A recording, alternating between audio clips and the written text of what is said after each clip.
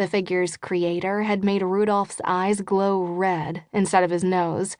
Oops, someone's manufacturing mistake was my good fortune. Kurt's jaw worked, and his sapphire blue eyes blazed with irritation. I was obsessed with all things Christmas. The 1st of November marked the day decorating began. Normally, though, I kept it tasteful, but after Kurt had gone on his Save the Turkey campaign at Thanksgiving, I'd gone a little overboard to get some revenge. Kurt had nearly brought me to my knees with his lack of organization and untidiness, and by sewing Kurt's roomie labels in my clothes and mixing up my perfectly color-coded sticky note lists. I was a bit of a neat freak. Everything had a place and an order. Kurt tended to be the exact opposite. Out in the living room, Frosty began to sing on his timer. I snickered, while Kurt blew out an exasperated breath. Honestly, I had turned the apartment we shared into something of a nightmare this season. Rudolph's lyrics tapered off, leaving Frosty to sing on his own. Shifting, Kurt cocked an eyebrow. My eyes dropped to the chest I laid my head against, the arms that once held me, then his tapered waist where his black boxers met his skin. Goosebumps formed along my skin as I remembered him holding me like I was the air he needed to breathe.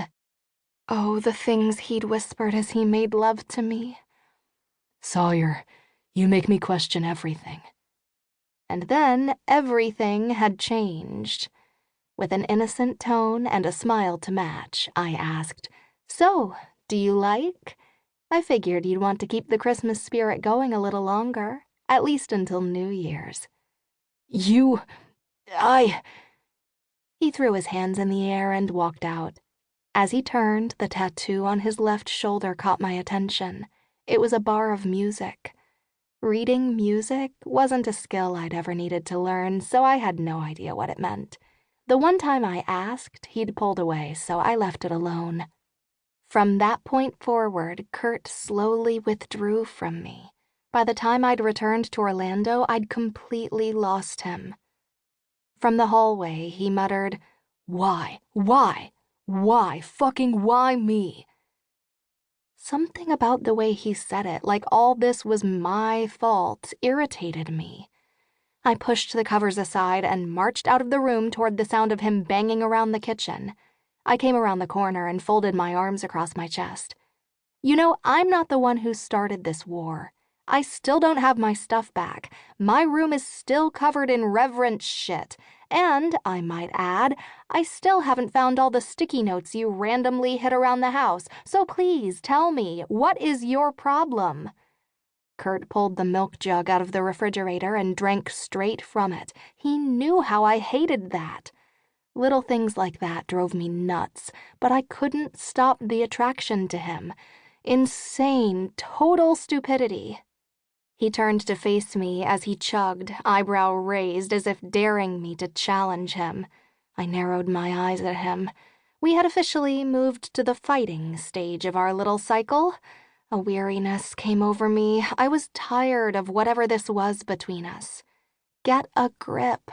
Otherwise, he'll only egg me on worse. Maybe if I misplace his beloved leather jacket. No, I will not stoop lower.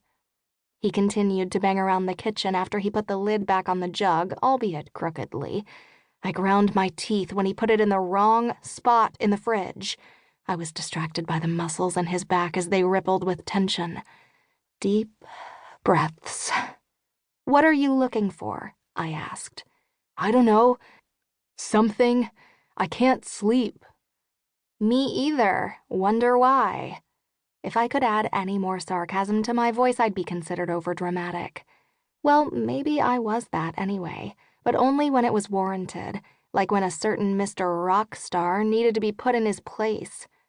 Over his shoulder, he glanced my way, his eyes piercing mine. The dark rings under his showed his exhaustion. Softer, he asked, "Why can't you?" "Why can't you?" I retorted. No way was I going to make a fool of myself and expose what was going on until he made the first move. His eyebrow rose in an "Are you